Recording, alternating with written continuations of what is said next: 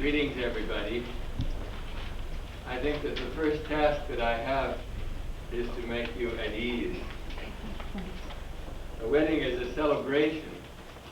It is the celebration of the fact that two people love each other, people about whom we care. And there is no necessary structure, no certain way we have to do it. So we can just enjoy it.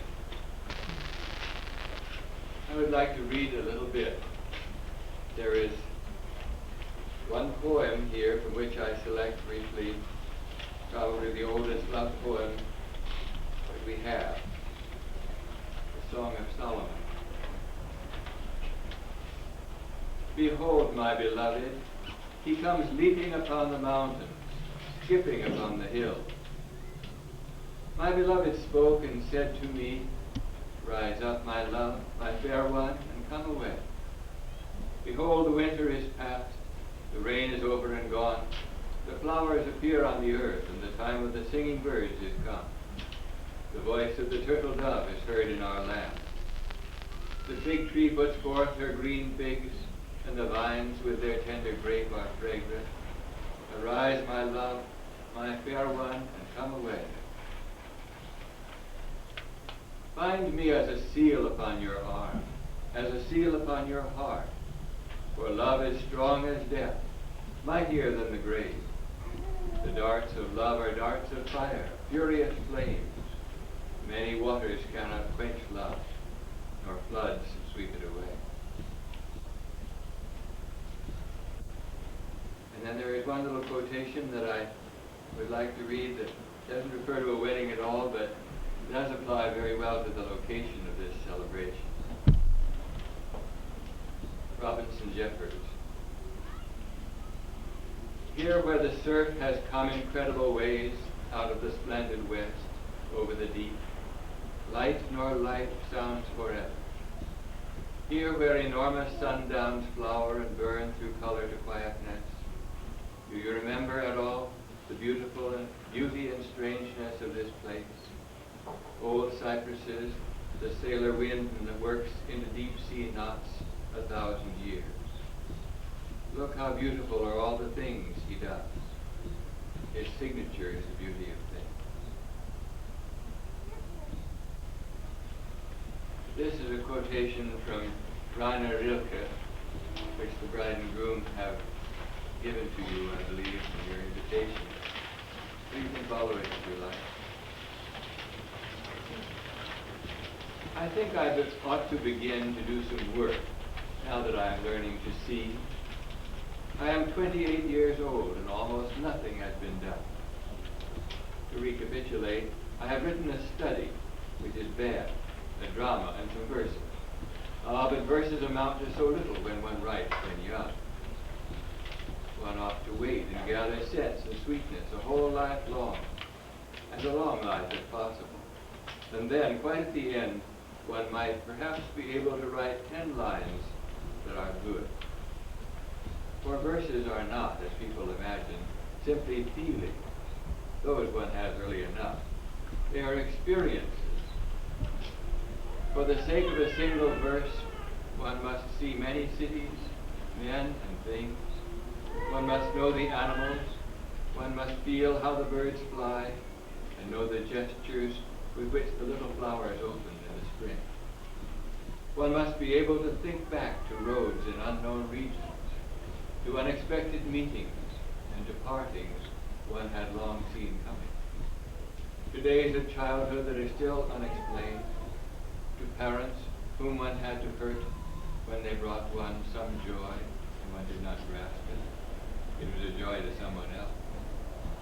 To childhood illnesses that so strangely begin with such a number of profound and grave transformations, to days in rooms withdrawn and quiet, and to mornings by the sea, to the sea itself, to seas, to nights of travel that rushed along on high and flew with all the stars. And it is not yet enough if one may think of all this. One must have memories of many nights of love, none of which was like the others, of the screams of women in labor, and of light white sleeping women in childbed closing again.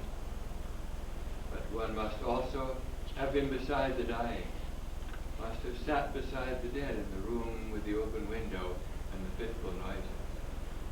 And still, it is not yet enough to have memories. One must be able to forget them when they are many, and one must have the great patience to wait until they come again. For it is not yet the memories themselves, not till they have turned to blood within us, to glance and gesture, nameless and no longer to be distinguished from themselves. Not till then can it happen that in a most rare hour the first word of a verse arises in their midst and goes forth from them.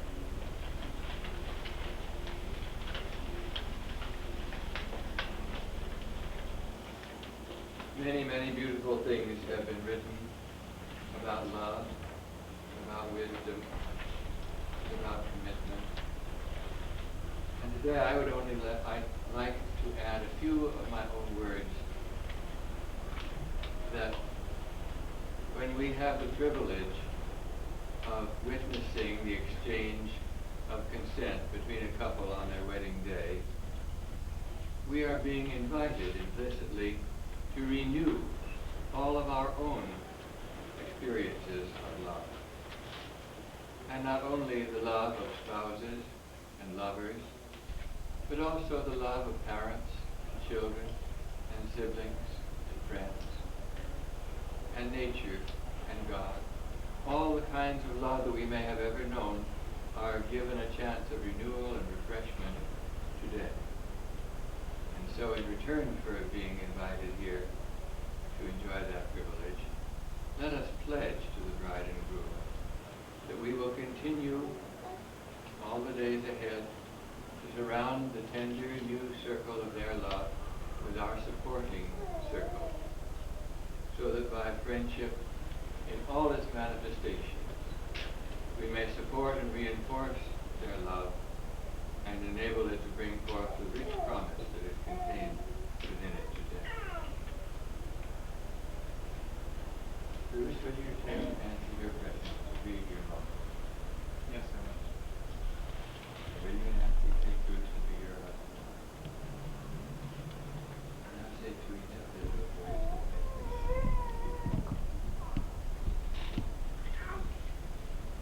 I vow to be both a teacher to and student of you, our family, and learning, love, and life.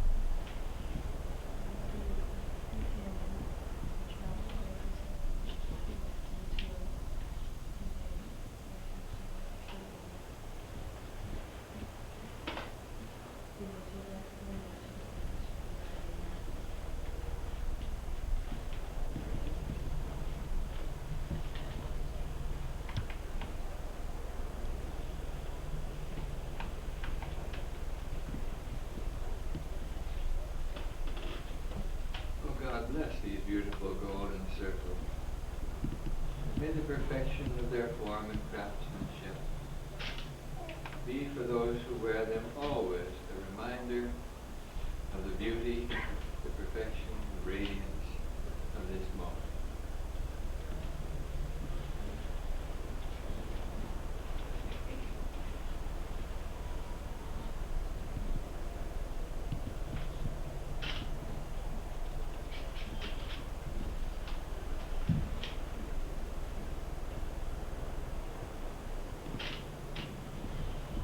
By the authority which is committed to me by the state of California, and also in the name of all of you, and in God's name, I wish to bless and to ratify this bond which you have made between you today.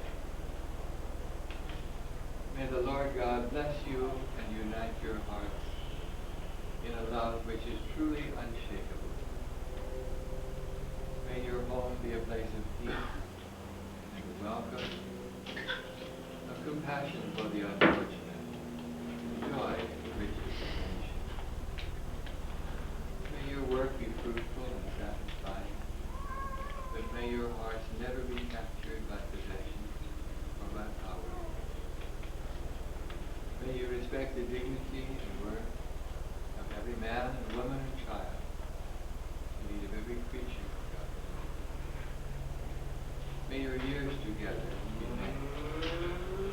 May you see your children, their children, living in virtue and peace, and returning your love. All these things, many more we wish for you. Hear now in conclusion these words from the prophet Isaiah. You shall go forth in joy and be led in the way of peace. The mountains and hills will break forth in singing, and the trees of the fields will clap their hands. Where there were thorns, the cypress tree will grow, and in place of briars will spring up the myrtle, and it shall be an everlasting sign of the glory of the Lord.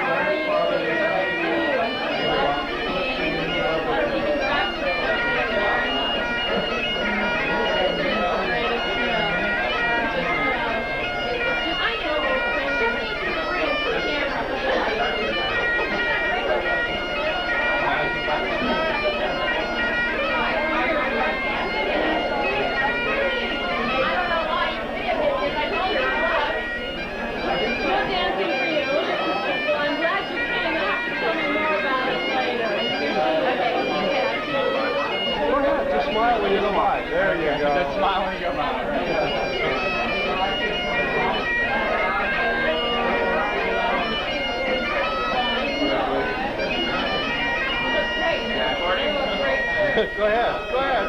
And this is short.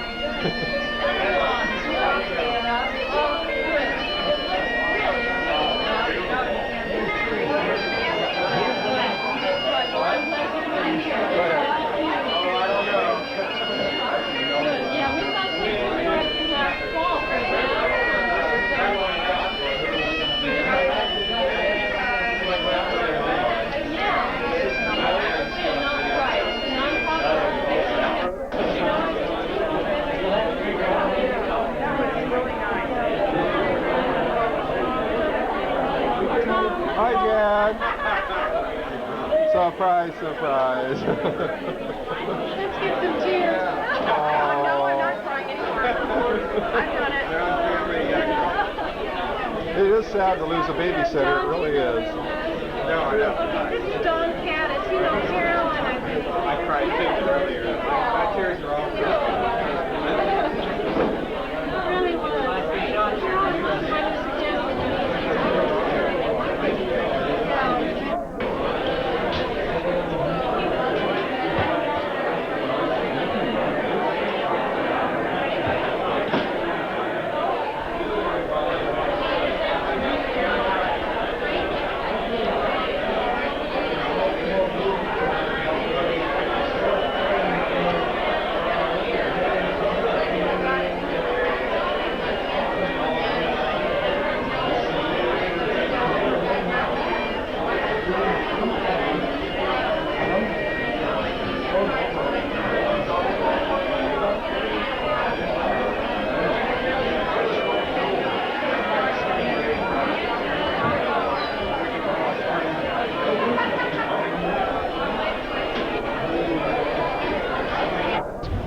Video here, so against the green. yeah, let's get. Tom's got videos. He wants to see some action. Yeah, now if you want to Get any kisses earlier. Oh, They were teasing me. They wouldn't give me any kisses earlier. Come on now. That's sweet. Oh, yes. Good. Yeah. Let me pull this. Gotta get out away from it. As long as we get the green behind, I'm fine. I got. There, now I just got wires over your head. No one will ever know. Later we'll have beach. You gotta come to the beach with us at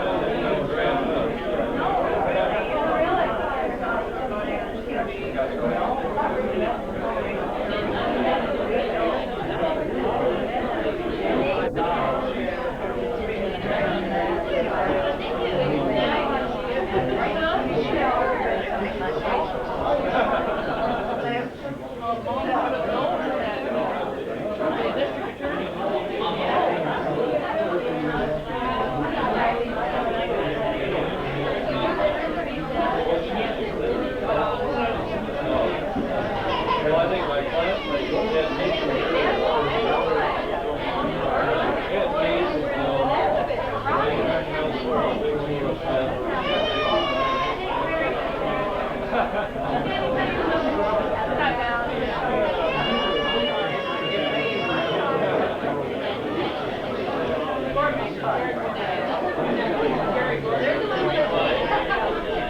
sir.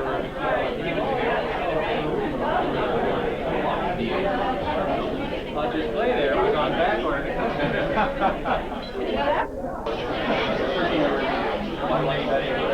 I'm sure they got the engineering guy in there. That's why Bruce got a boyfriend.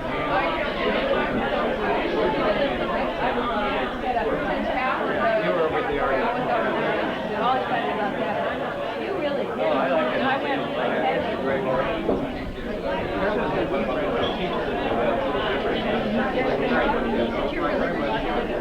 What is it? Oh, yeah, I read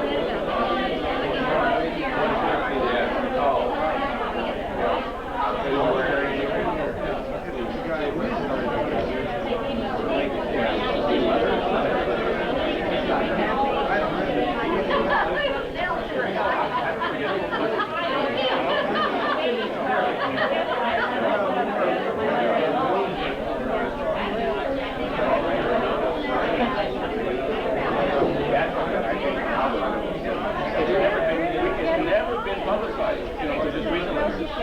No.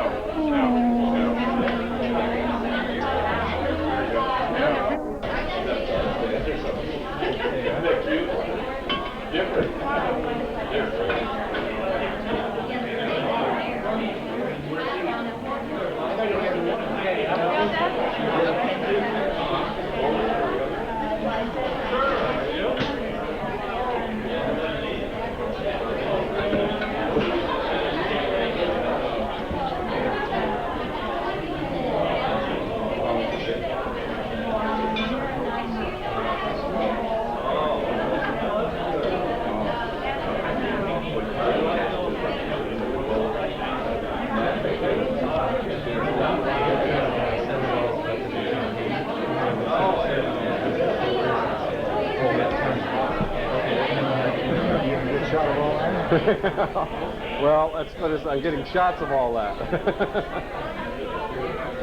Bruce gonna have to take a chainsaw of that pose. Pardon? I don't know. You'll have to tell me, Bruce. How is the video? See, how's it working on it, anyhow? Now, have you been using your Listerine or Gleam? There's the proud father. Oh, look at him, my golly. What's that red light blinking for? That means we're recording. If the movie's a little jerky, it's because I'm shaking laughing. Oh, good. Oh, have you ever been on candid camera before? No. Alan Flood, eat your heart out. You got Barney. Right, we'll get Barney here. This is the voice you heard a few moments ago. I'm not talking anymore. You're gonna get it now. We have a distant relative of Bruce here. Claims to be his sister. Last I heard, we have the same mother and father. A likely story. I mean, you know. That's what they tell me. What do I know? I wasn't. Oh, terrific. My memory wasn't too great that many years ago. That's right. You were only 5? When he left for college. Wow. Yeah. So I don't know my brother So, very well. right. There could be all kinds of skeletons in the closet. Right. Whom else would be close relatives in the... Okay.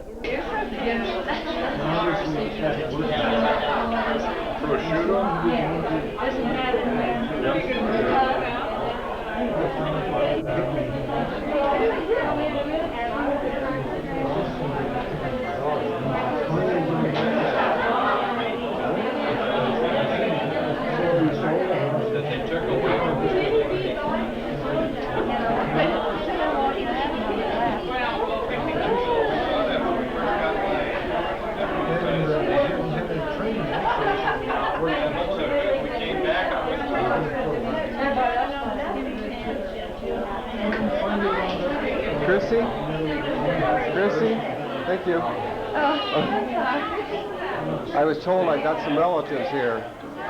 So I'm Get it down. Bruce's relative.